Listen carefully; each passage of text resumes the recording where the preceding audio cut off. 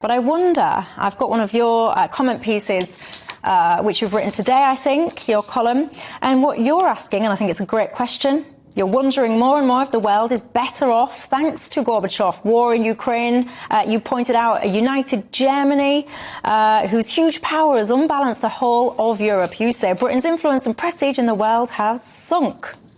So where do you sit? Not on the fence. Well, I was in Russia and, in fact, in the Soviet Union during the last months of Gorbachev's rule.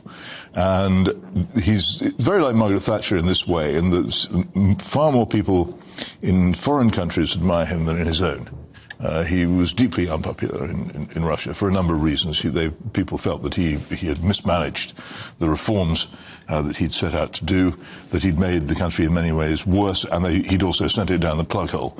And they took this view very strongly, where the outside world he was revered as a great statesman and someone who had done the right thing and dismantled an appalling regime, which of course he did do. I don't think that anybody can doubt that he was a decent person motivated by the best of intentions. But it's certainly true that he made an enormous mess of the country he tried to reform. He knew almost nothing about economics, and you could tell. And the many people lost secure jobs and they lost secure homes. They probably weren't safe in the long term anyway, and the Soviet Union was a fool's paradise.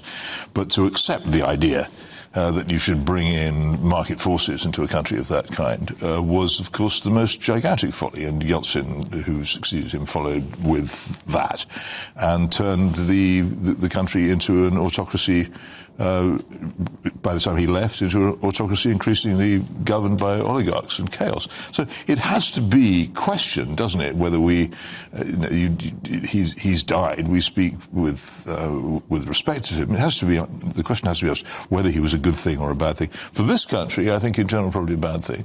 I think this country did pretty well out of the Cold War. We were safe, we were prosperous, our standing was high.